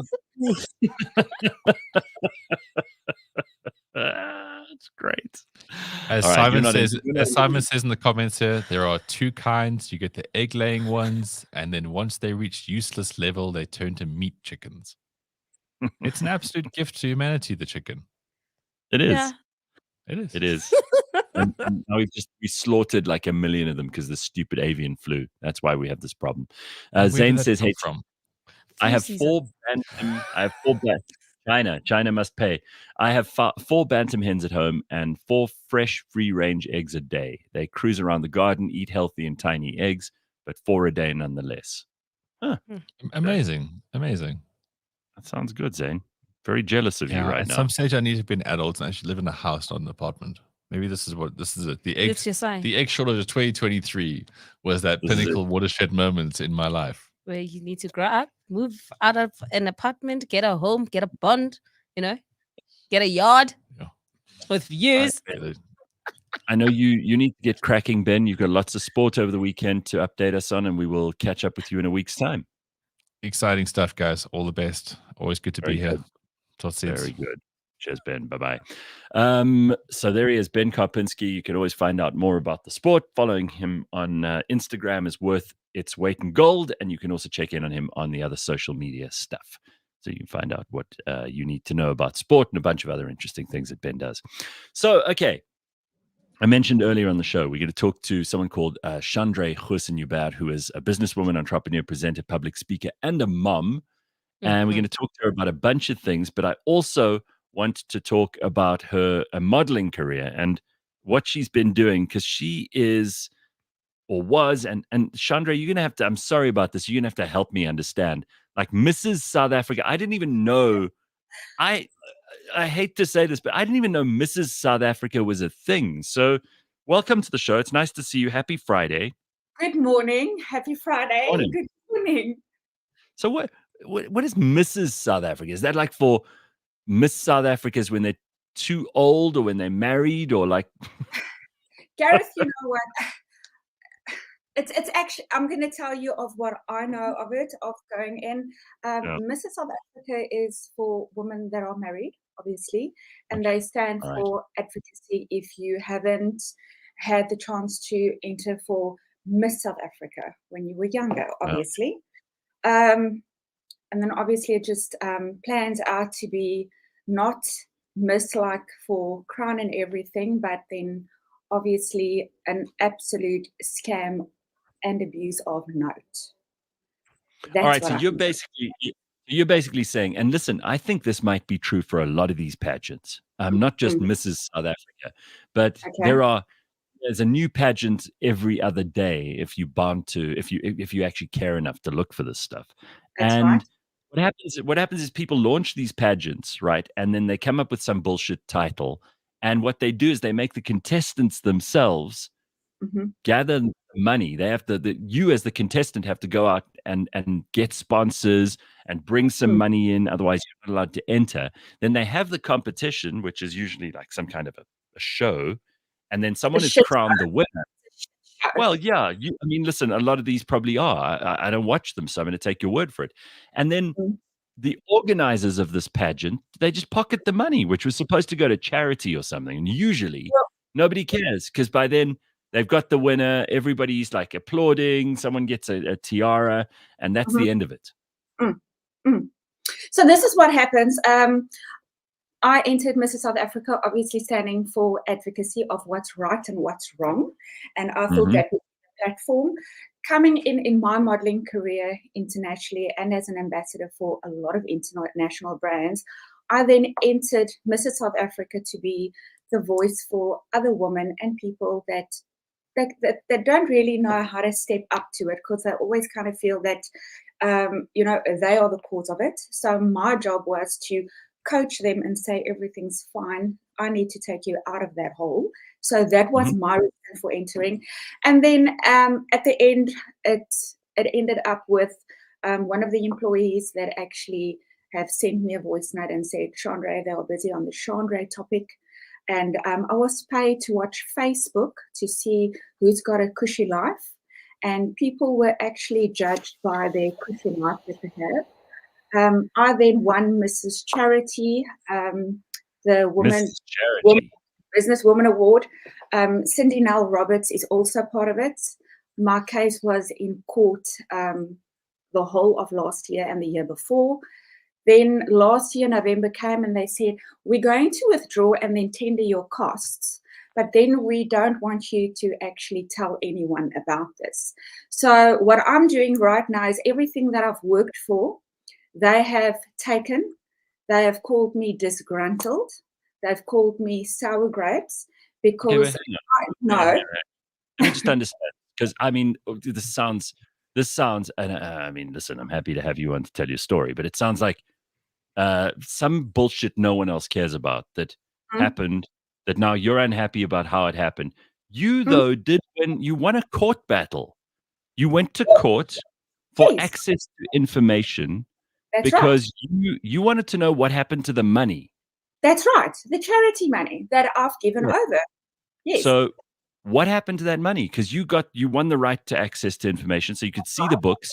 So what did this Mrs. South Africa pageant, what did they do with the money?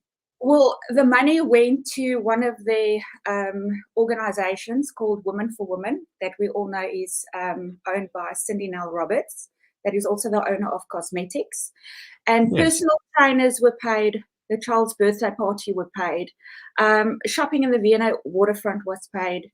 Car performance were paid. That's what's paid with charity money. So we've entered and we've given money so that people have a more luxurious life in Canada. So listen, let me tell you. I mean, Cindy and her husband have and I've interviewed them before. I've met them before.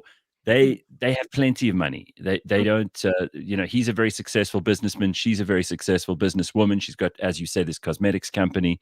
I don't know how the books are kept, but company books are very complicated, as we both know. Now, I'm not saying that in any way you're wrong, but to me, like, you raised this money for them. Maybe you shouldn't have raised the money for them in the first place if you aren't sure where it's going to go. And all these pageants, like we said at the beginning, all of them are terrible. So, have you started your own pageant? Because that could be the way to solve the problem. Then you can kind of do your own thing. No, I wouldn't do my own pageant. For a reason is the standard that people come on today's life is not really a standard of what happens is girls come on board, they see the copy and paste, they make the money and they go with it. At the end of the day, for me, it's about advocacy of what's right and what's wrong. That's it. But Not what anything else. what about people who just want to win because they're hot? Well, then they need to go overseas. What are they doing here? Why do you need to enter a competition to be hot? No, but What? no, Shandre, that doesn't make sense. You can be anything and you can be hot, but why do you need to raise money? No, but why must it? Okay, listen, I certainly don't want to fight with you because you seem like a very sweet person. But, like, it's a fucking beauty pageant. It's like you enter because you want people to think you're attractive. Otherwise, why don't you just go into social work? Why don't you go and like work a soup kitchen or something if you want to help people? Gareth, at the end of the day, when I come from an abusive relationship, and that was my reason that I've entered, and it wasn't called a beauty pageant, it was called Mrs. South Africa. This is for strong women empowerment. So we didn't enter because we are attractive to get a title. We Chandre. should get a title for where we come from, and then how do you participate in the running of Mrs. South Chandre, a lot of these competitions, like we said at the beginning, are nonsense. Like, just because now I understand you won the court battle to get the information. You've told us you found out that their expenses are suspicious here, there, and everywhere. But it's like a beauty pageant. Like, I really don't want to argue with you, but like you're disappointed that the competition isn't about the thing that you want to advocate for. But it was there, the competition was there before you joined it. And lots of women have been in it. And they've been advocating for lots of different things. I reckon start a charity for this thing you care about. Start a group for the thing you care about. You couldn't do your charity. The money that was raised in the competition, according to the contract, went for their charity. Their charity, exactly. Yes. If it could go for my charity, 100%. But then don't you have to start your own pageant if you want to raise money for your charity? No, because I feel everybody is worth something. I don't think they need to enter a pageant to actually be something. Each person that I come across, where they come, if they have the money or not, I feel that they are worthy, and I'm going to take them under my wing. So I would never start a pageant for that people to feel insecure or to create the havoc between the women. Each person that wants to come on board and that makes the contact with me is a person that I will take on a journey. If they want to say, Shandre, listen, how do I do this? How do I become by doing that? That is my passion. I don't believe that there's wrongdoing in the world, yes, but why would you create something and make something ugly if it's worth so much more? There's people's feelings that are part of it. There is homes, there are children, there's women that gets broken down, they can never ever be the same again. I mean, how do you be a role model for a child and the people in the outside world if you are busy participating towards something where you are being broken down? It sounds like you've had a really horrible experience here. Terrible, absolutely terrible. No, I mean, let's take that seriously. Let's take that seriously for a second. You entered with good intentions. You wanted to do something, make a difference, help some people, and also, obviously, because it is a pageant, it would help if you won. And wow. it didn't turn out that way, and it was a disappointment to you then. No. What? No, I don't think it was a disappointment that I haven't got in somewhere and I didn't win. That was not the problem. My problem was standing on the stage and doing rehearsals and saying, okay, well, in the public, I'm going to get much more of that. We're going to use Shandre because she's got all the contacts and I'm going to get the money in there and then I don't need to pay for that. And I'm like, we are participating in a competition. So why would we all participate in a contract, in a stated contract that everyone has signed, and there's only certain things that count for certain people? I wouldn't have done half the stuff, or I wouldn't have given 2 million rand into a pageant if I knew it was truthful. And then I have got the CEO of Women for Women saying, all First National banks look the same. I didn't know I used the charity account. Really? Really? All right. No. I don't really understand any of this. I mean, maybe because I want to know about your label. Let's just talk about that. I don't understand this pageant thing. All right, clearly it's something I'm out of my depth. I'm not smart enough to figure this out. But you've got your own label, and you've apparently sent some designs to Zara, and they've made clothes in London based on your designs. That's impressive. That's right. That was overseas when I'm there. My head now is going more into podcast and then internationally helping women all across the globe, and definitely the UAE. I mean, I've got a very, very special spot for Dubai. Is with what I've gone through, and I always say people go through tests for something, but is to actually be there and show all the girls coming into Dubai from Syria that doesn't have the money that's enough, and to take them and show them, what is designing all about and where do you start?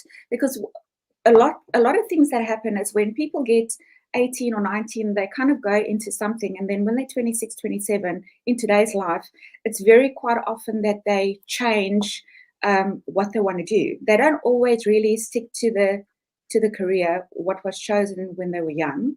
And I want to kind of be there on both fronts to show them what it can be, and is also to help those people to be behind camera and get their confidence back. Or if something that's the love that I have, except for Formula One cars. I'm a Formula One freak. Okay. Well, listen, I mean, it sounds like you have a big heart and you want to help a lot of people, and that's a beautiful ambition to have. And you know what, this whole thing, I mean, like, if I can't get my head around this pageant stuff, because what made you want to enter pageants in the first place? Was this the first one you ever entered? Yes. I came out of an abusive relationship. I've got twins, and I've changed some of the women's rights in the courts. It wasn't your twins. Your twins weren't. Just let's be clear. Your twins were not abused. Myself and the twins. Okay. Right. And then getting a competition where you can be married, and come and tell a story of where you've gone, is something that I felt so good about, is to say that, I've gone through years of struggling, got over it, and this is going to be the stepping stone of victory for other women in South Africa. When you are going through abuse, you really walk out and say, oh, hi, I'm in an abusive relationship? No, you don't.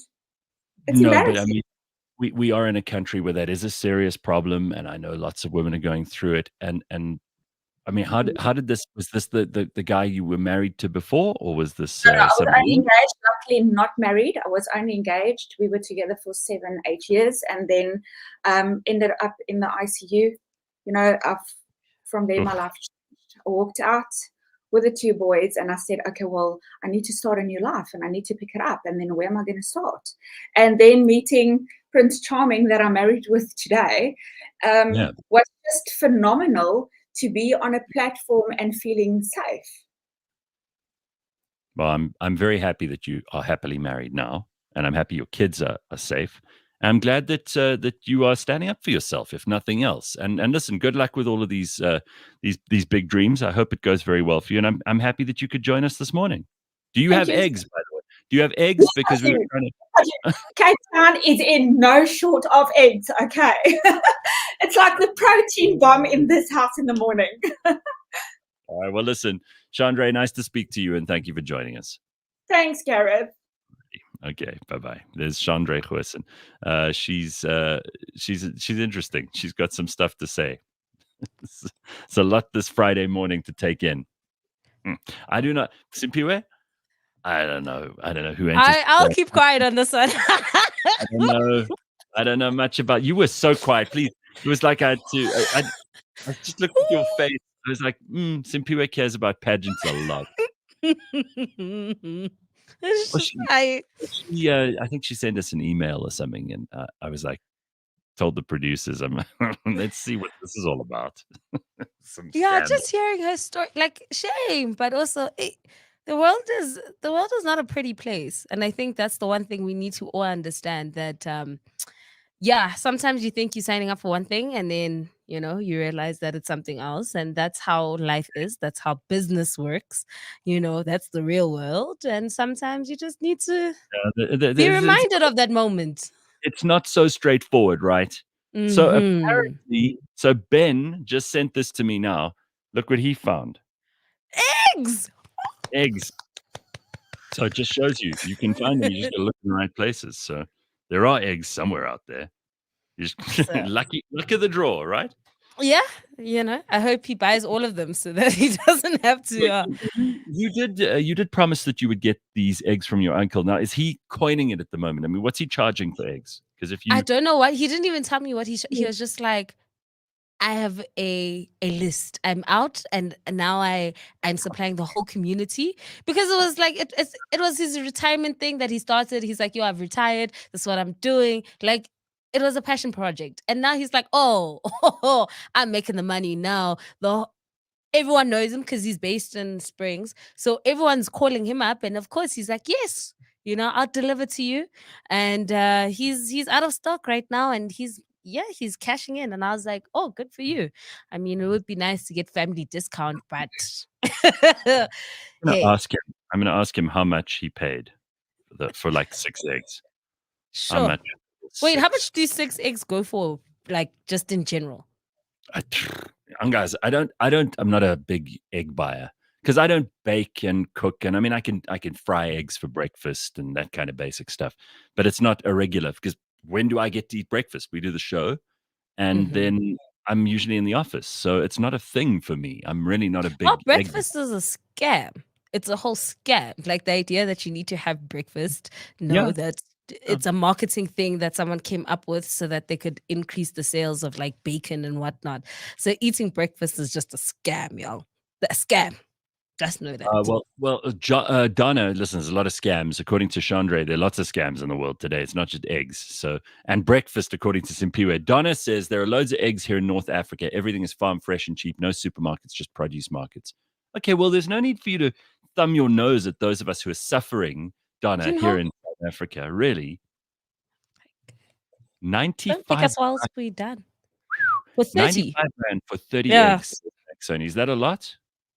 It sounds more or less right. If you're buying like extra large or something like that. Also depending on which store you buy them from. That's why I was asking what, like, for 6, because I don't buy at our house. We don't buy 6. Tremaine says between 24 rand and 35 rand for 6. Okay. So again, this seems very, very, very, very high. I mean, it's expensive. I don't know how. If you eat eggs every day, and like, let's say you're one of those people who needs a lot of protein in their diet, then this is going to be hitting you hard right now. Yeah, because they take like 6 a day just to get that protein up. So they're going for it. A tray is 110 rand, according to Linda yesterday. That's pretty too much money. That's way too much money. If you'd said to me back in, like, I don't know, August, when we didn't have egg problems. Guys, would this be one of them? The next thing's going to be eggs. I would have said to you, you're insane. I don't know what that is. I don't know what you're talking about. All right.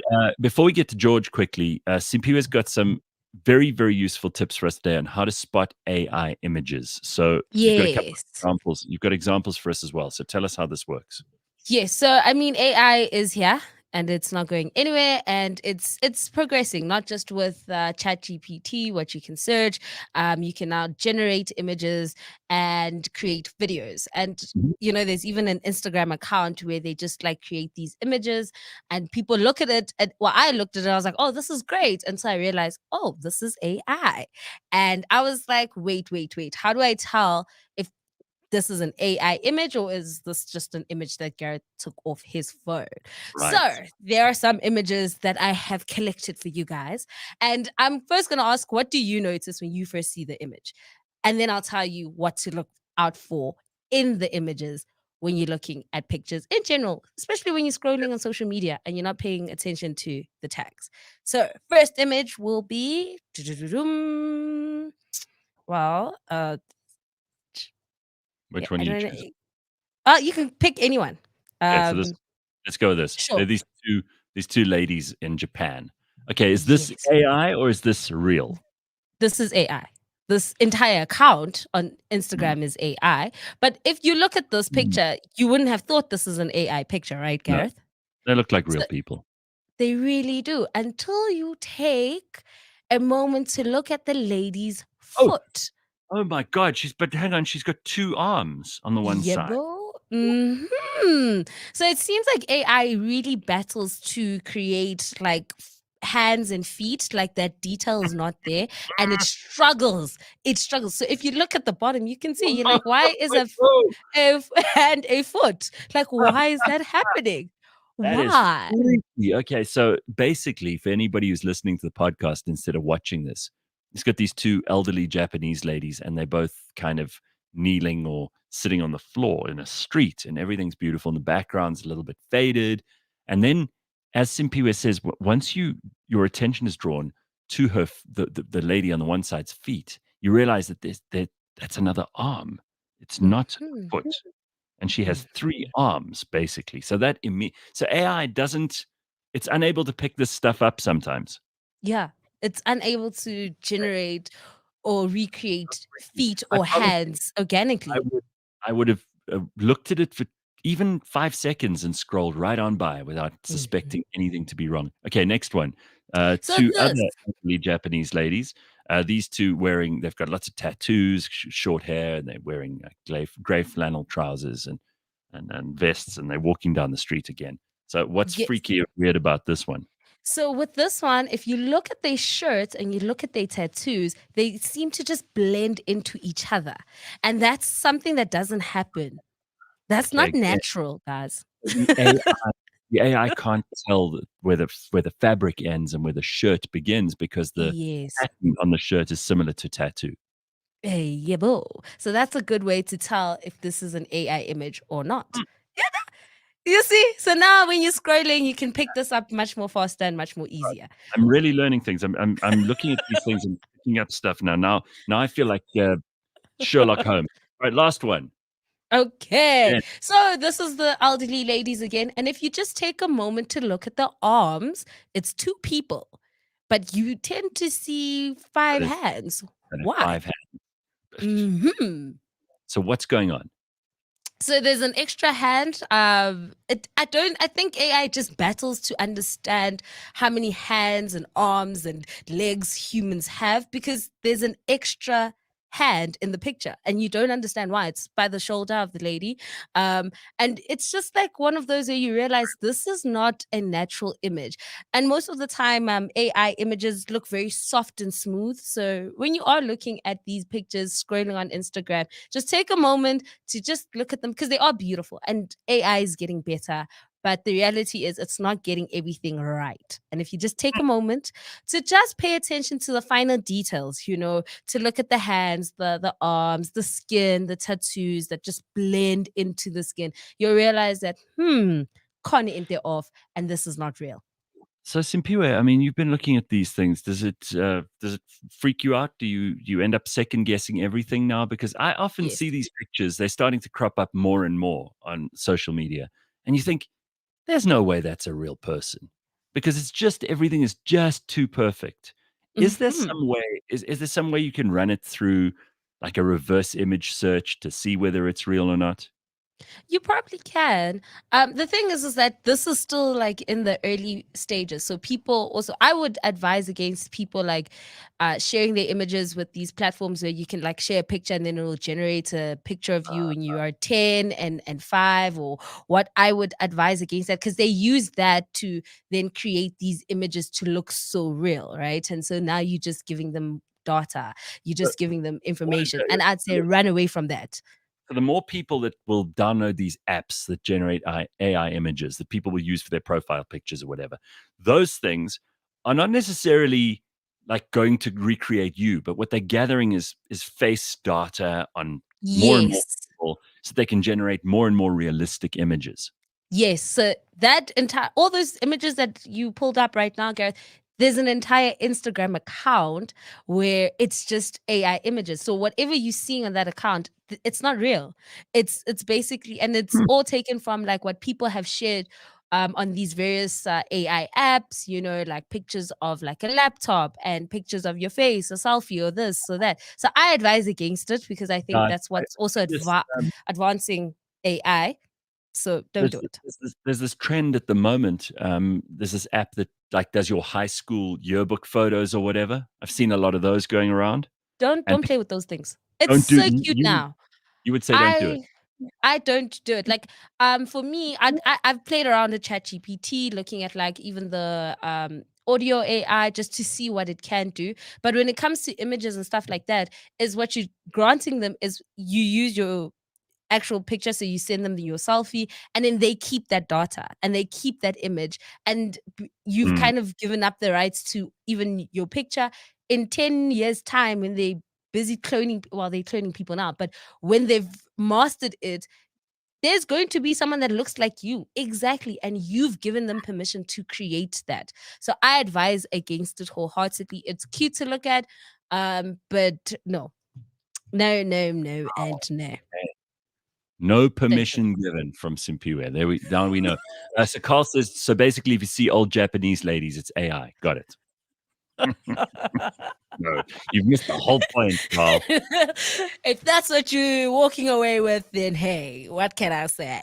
But it's actually scary. It's scary. David says, my worst is the filters that women put onto their photos. You cannot even recognize the person from the photo. They're so different. Yeah, I know somebody who used to put so much like soft focus on a picture that her face would like disappear into the background on the edges. So you remember once upon a time I shared the NPC craze that was going on TikTok, and there was this particular creator that, you know, everybody was loving and she was milking it, right? Yeah. We all loved her. She on TikTok was light-skinned. There was a light-skinned black lady. There was some creator event or happening. She was invited and she won an award. When she got up the stage, everyone was shocked to see her because she's actually dark-skinned. She's very beautiful, but essentially she admitted that she was using filters on TikTok, and she looked completely different from what she actually looks like to what we saw on TikTok. And everyone was like, this is the power of filters. Essentially, you can go 5-6 shades lighter and we wouldn't be able to recognize you. And then obviously all those people were very disappointed because she'd been projecting a certain image of herself that wasn't real. And now I think she's not making as much money. I am not too sure, but I haven't seen her trend on my TikTok side of the world. So it's also interesting how people use that to advance themselves, but it's like scary how far people can go. Like she made herself like 5-6 shades lighter. Wild. Lighter. Like, yo. Hey, George, you don't use a filter when you talk to us in the morning. No, I don't think your system has filters. It's the raw self. Yeah, this is it. This is actually as good looking as we're ever going to get, I'm afraid. Exactly. Exactly. When they meet us, we're not on the show, go, oh, you're not nearly as ugly as you look on the show every morning. All right. Well, that's the proof of it's true for me and George. All right, what have you got for us this morning, George? Well, firstly, we went and dug for some South African iconic cars. So, if you want to get your Googling going, I'm going to mention the car, and you can go and have a look at what the car is. Ready. So, before I do that, let me ask Gareth and Simphiwe, what do you think of some South African iconic cars? That's a good question. I'd have to say a bucky is a very South African thing. I mean, I know Americans and their pickup trucks, but I think South Africans, like a 2-liter Coke, 1-liter brandy. Yeah, I think a bucky and a taxi. I think like a high ace taxi is a very South African thing. I would Remember say the Ford Cortina? Ford Cortina. Is that do we really want that to be associated? Do we want that to be associated with us? So the Ford Cortina was built in South Africa. It was such a hit that it was later exported to Europe. A single cab Ford Cortina. Ford Cortina, what a horrible. It's so horrible. Can I show you a picture of one from the old days? All right, I'm going to show you an old Cortina, the original one, and it's such an ugly car. I mean, they really are just awful. You reckon this is iconic, George? It's iconic. It was sold like hotcake, and everybody in South Africa had to have one. Ford Cortina. All right, here it is. Take a look, Simphiwe. I don't know so much about this. It's not the car that we want to be known for. I reckon my suggestion of the taxi is probably better. There's a Cortina, the original kind. Look at that. Specifically, that version in a bucky. That was the iconic one. That exact one, but in the bucky. Yeah, I'll see if I can find a picture of that. What else? Then the BMW E30 333i or 325IS. Now, this is currently called the Gusheshe in South Africa, and it is an absolute iconic car. If you get your hands on a 333 or a 325 in South Africa, you are going to pay lots of US dollars for that thing. Sure. Yeah. Okay. By the way, I found you a picture of the Cortina, but the bucky. Simphiwe, this is quite something to see. I haven't seen. George, you don't see these very often anymore, huh? You don't. But an iconic car. Ooh, Nakas. That's good. All right. The Ford Cortina. Nice. And the Gusheshe. Yep, the Gusheshe 333i or 325IS is iconic. So those are kind of two examples of an old iconic car. And then who can forget the City Golf? Ooh, is that Very good. Very good. I do like that. That's a very South African thing, especially in the three primary colors, right, George? Exactly. In those three primary colors, the City Golf flew off the shelves. It was replaced by the Polo Vivo, which is still the most searched for and sold car in South Africa. The City Golf was its predecessor. City Golf was my first car. City Golf was everybody's first car. It was, everybody our age, Gareth. So let me show you. I mean, like for people my age, the Polo is now their first car. So yes, exactly. The next thing after the City Golf. So here's a City Golf from about 2006. That's you still see a power steering. My sister used to drive that. That was her first car. She called it Goldilocks because it was gold. It had like speakers, and it had no power steering. That thing, like, it doesn't work out. It was a tough thing to drive. It wasn't just there was no such thing as electric windows in those cars. Here's Gusheshe for those people who still want to see you rolled down the window. You'd roll down those windows in the City Golf, right, George? Your first car as well. Well, my first car was a VW Passat, and then I had the City Golf, and then I had a Gusheshe, which I sold. I should never have sold it. Nice. Okay. What else? And then finally, Gareth, who could forget the Toyota Cressida? Ooh. Oh, wow. Okay, yeah. Okay. You say Cressida. It's making just me say proud. Cressida, yes. Some people say Cressida. The Toyota Cressida. Everybody that was a businessman with a briefcase had a Toyota Cressida. Yeah. If you want it to be taken seriously and you've made it in life, yes. Even me, I know this car. When was the Cressida thing, in the 80s? Yeah, I think it was the 1980s. There we go. That's the Toyota Cressida. You still see these. There's still some of them. It's a hell of a car. All right. Cressida, very nice. So those, your opinion of the iconic South African cars. That's very Some nice. of the iconic South African cars, it's absolutely kind of a blast to think back on them. But before we get to the trivia, I went and I visited the VW Kariga plant at the beginning of this week. Monday and Tuesday I was there. And I've got to change my opinion on. I've always been saying that we are a car assembler as a country.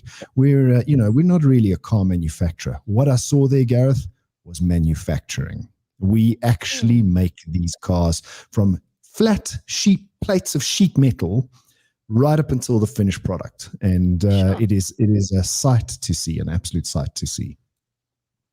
Wow. Okay. Well, that's very good news, George, because we need some optimistic news on that front. We know a lot of companies are wondering whether or not it's worth keeping factories going in South Africa. So I'm pleased to hear that VW is keeping it going, and not only doing that, but doing a good job of it too. Way more than you expected to see. Exactly. George, and they churn out 710 cars per day. Wow. That's a lot. A lot of cars per day. The production line doesn't stop. Does this also is this the result of why VW parts are considered to be cheaper? If you buy a VW, it's you're able to get parts easy, and that's why it's also one of the most stolen vehicles, because it's actually manufactured here in South Africa. Well, all of the above, Simphiwe. So, manufactured in South Africa means that the parts are readily available. When there's lots of supply, price comes down. And it's just a general economic principle. You don't have to import them. There's no taxes, no rand dollar problems, because all the stuff is made here. Okay. So, George, just go back to your iconic cars. So David says Cressida was a massive hit in Orange Grove and Norwood back in the day. In Durban in the 80s, says Sivan. On a Good Friday night, it was 1 liter brandy, 2 liter Coke, 3 liter Cortina. The Cressida, Sanele says, was for the taxi owners in the hood. That's interesting. Their own car. All the Cressidas are in Langa now, says Dusty Knows. All right. Yeah. And then Azalea says they picked Madiba up in that when he was released from prison. Actually, they picked Madiba up in Cyril Ramaphosa's car. And it might have been a Cressida. I'm not sure. But I think that's the story. It was a blue one. It was a blue Cressida. Or was it a gold Mercedes? I'm not sure, but whatever it was, it belonged to Cyril. I'm questioning myself now. It was either a blue Cressida or a gold Mercedes. Both of them feature in Mandela's history somewhere. Okay. All right. Well, that's fascinating. I mean, we must maybe look into that a little bit. It's an important part of South Africa's history, and there are very iconic photographs of that whole thing. I mean, he could even have been in both cars in the same day, because he might have been picked up in one and taken away in another. You know how it goes. All right. Mo Rabbit says, I went on a matric holiday in a beige Cressida in the 90s. Wow. That's the stuff. That's what we're talking about. Beige. Beige used to be a thing for cars. I haven't seen a beige car in ages. Oh, it's like poop color. That's disgusting. All right, George, quiz time. Yeah. Quiz time. So let's see where we stand. The tally at the moment is Simphiwe 18, but Simphiwe has cheated a bit because she's got everybody else's points added to that.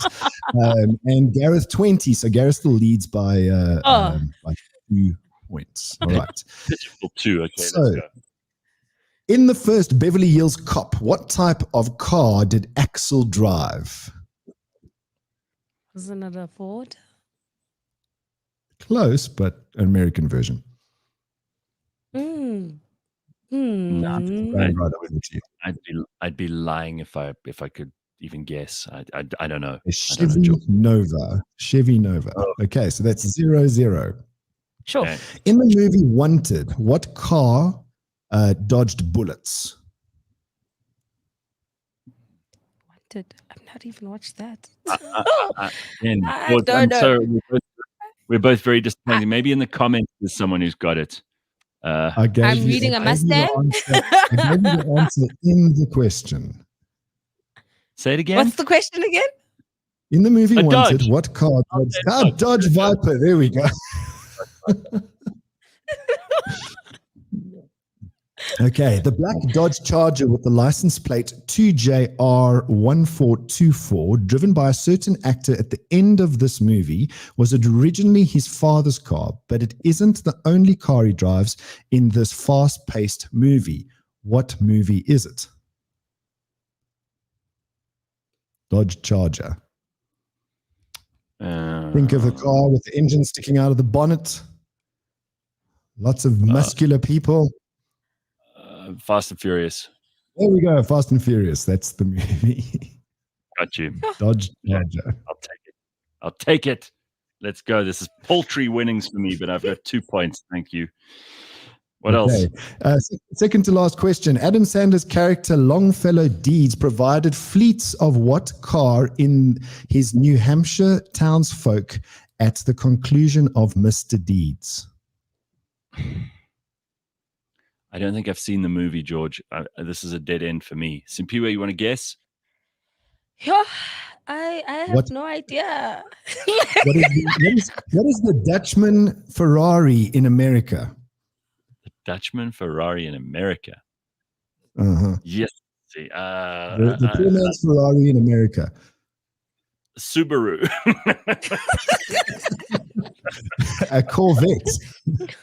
Okay. All right. Corvette. But that listen, Americans love their Corvettes, huh? Joe Biden can't stop talking about his Corvette in his garage. Oh, okay. And then final question. Towards the end of Coming to America, this vehicle was used in the royal family's motorcade. Once the king and queen reached America, what car was it? I mean, the royal family famously only drive around in Range Rovers. This was Coming to America. In America, it's Coming to America, the movie, right? Mm-hmm. Cadillac. Nope. That role. I would say that's Eddie Murphy. The funny guy. I got to go with something really odd and bizarre looking. One of those really long, like stretch, like a American Rolls Royce limo. I would say it's got to be a limo. Phil from DeWitt Motors would love this. A Mercedes-Benz SEL. Well, quite boring for Eddie Murphy. Nice. Okay. Very good. Okay. Very good. All right. So no points there. Sorry. No points Damn there. George. All right. We'll make it easier next week. No, Please. I feel weird disappointing you because we should really know these things. Any car fan would know the answer to these things. So clearly, Simphiwe and I are out of our depth. Well, to be fair and honest, there was only 2 questions that I think I knew the answer to, and that was the Fast and the Furious question and the Dodge Viper. Okay. Well, those only 2 I got right. So I feel better too. All right, George, listen, that's great. Nice way to end the week of shows and have an awesome Friday. We will see everybody on Monday morning at 6 a.m. Be good, everybody. Look after yourselves this weekend. Stay strong and find some eggs to smuggle into your house. Okay? Good luck. Cheers, everybody.